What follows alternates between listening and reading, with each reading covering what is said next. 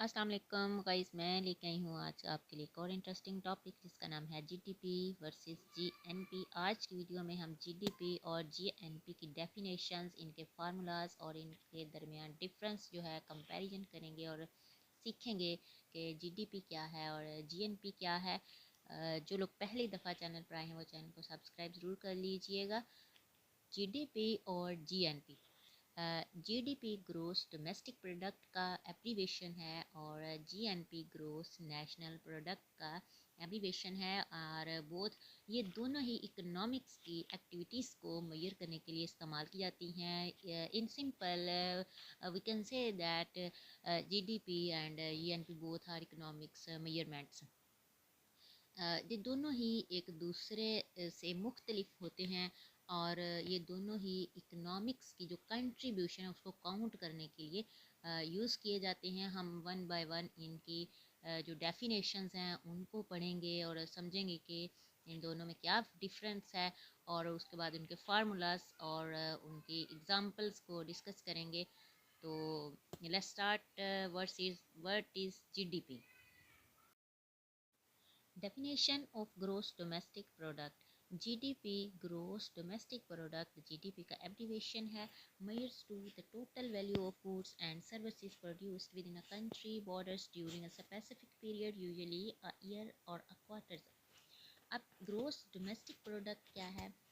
एक साल का स्पेसिफिक एक टाइम पीरियड लिया जाता है और कहा जाता है कि एक साल के अंदर एक मुल्क में जितनी भी गुड्स एंड सर्विसेज प्रोड्यूस की जाती हैं उनको हम जीडीपी कहते हैं। ठीक है, यानी कि एक साल के अंदर जितनी भी गुड्स एंड सर्विसेज प्रोड्यूस की गई हैं उन सब को हम जमा कर लेते हैं और उनका सम जो है उनको हम कहते हैं जीडीपी। जीडीपी में बेसिकली ज़्यादा जो है वो जियोग्राफिकल लोकेशन पे फोकस किया जाता है, यानी कि एक स्पेसिफिक एरिया का मतलब लिया जाता है और प्रोडक्शन जो है वो एक कंट्री की ली जाती है। तो बेसिकली जो जीडीपी है इसका एब्रीवेशन है ग्रोस डोमेस्टिक प्रोडक्ट और ग्रोस डोमेस्टिक प्रोडक्ट में हम क्या करते हैं कि टोटल वैल्यूज़ लेते हैं जितनी भी गुड्स एंड सर्विसेज प्रोड्यूस की जाती हैं in a specific period of time, जो कि मोस्टली इकोनॉमिक्स में 1 ईयर का लिया जाता है। I hope so guys GDP का कॉन्सेप्ट आपको क्लियर हुआ होगा। और जीएनपी ग्रोस नेशनल प्रोडक्ट है जी, जीएनपी का एब्रीवेशन ग्रोस नेशनल प्रोडक्ट है और ये बिल्कुल उसके बरअक्स है, हम कह सकते हैं। बट इसमें जैसे हमने पहले पढ़ा कि जीडीपी जो है उसमें सिर्फ एक मुल्क के जो मतलब एक कंट्री की ओवरऑल प्रोडक्शन को जमा किया जाता है इंक्लूडिंग गुड्स एंड सर्विसेज। जबकि जीएनपी में हम बात करते हैं, सॉरी जीडीपी में हम सिर्फ डोमेस्टिकली बात करते हैं, यानी कि एक मुल्क के अंदर अंदर जो गुड्स एंड सर्विसेज प्रोड्यूस की गई हैं with in a specific period of time. जबकि जीएनपी में हम ग्रोस नेशनल प्रोडक्ट को भी इंक्लूड कर लेते हैं, यानी कि इसमें हम सम करते हैं गुड्स एंड सर्विसेज का ही, लेकिन इसमें डोमेस्टिक और इंटरनेशनल लेवल दोनों पे जो गुड्स एंड सर्विसेज प्रोड्यूस की जाती हैं उन दोनों का टोटल हम क्या इसमें करते हैं, measures the total value of all goods and services produced by a country residents both domestically and abroad during a specific period। कहा जाता है कि एक स्पेसिफिक पीरियड ऑफ टाइम लिया जाता है और एक मुकर्ररा अरसे में जितने भी गुड्स एंड सर्विसेज प्रोड्यूस की गई हैं एक कंट्री का रेजिडेंट है, ठीक है, और वो डोमेस्टिकली और इंटरनेशनली अगर कर रहा है तो उनका सम किया जाता है जीएनपी में। ठीक है, इन शॉर्ट जीडीपी में सिर्फ डोमेस्टिक वैल्यूज़ को सम किया जाता है, जबकि जीएनपी में डोमेस्टिक और इंटरनेशनल दोनों की गुड्स एंड सर्विसेज को प्लस किया जाता है।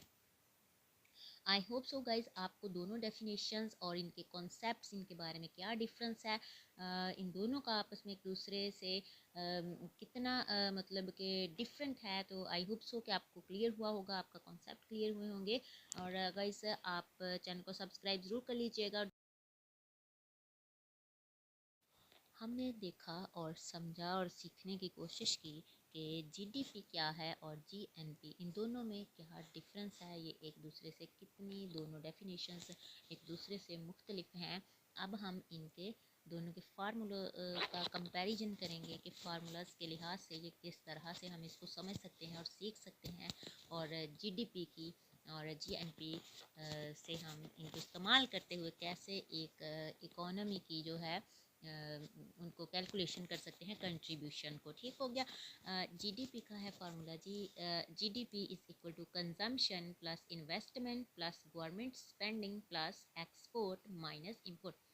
सबसे पहले जीडीपी में क्या किया जाता है, जितने भी एक मुल्क के अंदर खर्चे किए जाते हैं एक साल में, ठीक है, वो लिए जाते हैं।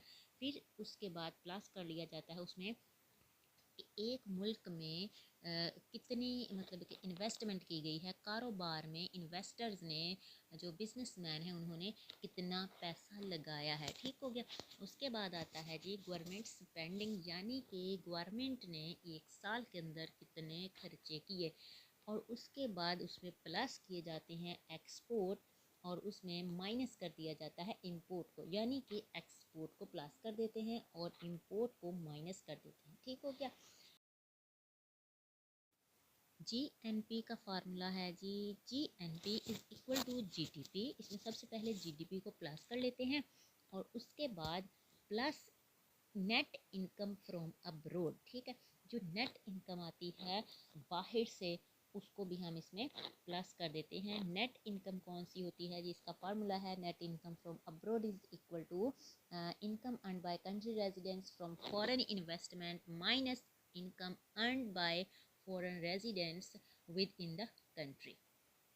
यानी कि हम उसमें नेट इनकम जो है उसमें हम क्या करते हैं कि वो वाली इनकम को ऐड करते हैं जो कि एक कंट्री का रेजिडेंट जो है, जो कि बाहर से अपनी इन्वेस्टमेंट से अर्न कर रहा होता है, और माइनस कर देते हैं जो बाहर के फॉरेनर्स जो हैं वो विद इन कंट्री अर्न करते हैं। ठीक हो गया। आई होप सो गाइस आपको ये दोनों कॉन्सेप्ट्स क्लियर हुए होंगे, और जो लोग पहली दफ़ा चैनल पर आए हैं वो चैनल को लाजमी सब्सक्राइब कीजिएगा।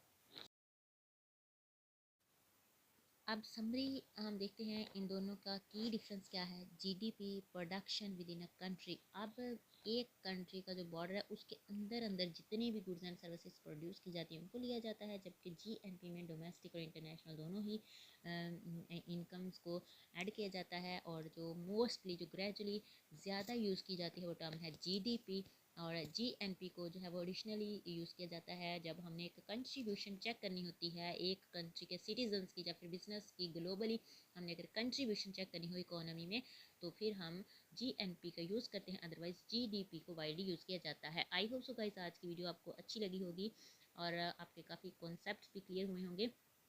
अगर आपको वीडियो अच्छी लगे तो लाइक ज़रूर कीजिएगा, और आप अपने दोस्तों के साथ शेयर कीजिए, और चैनल को सब्सक्राइब ज़रूर कीजिएगा। नेक्स्ट वीडियो किस टॉपिक पर होनी चाहिए गाइज आप कमेंट कर सकते हैं, और मिलते हैं नेक्स्ट और एक इंटरेस्टिंग टॉपिक के साथ नेक्स्ट वीडियो में। तब तक के लिए दुआओं में याद रखिएगा। अल्लाह हाफिज़।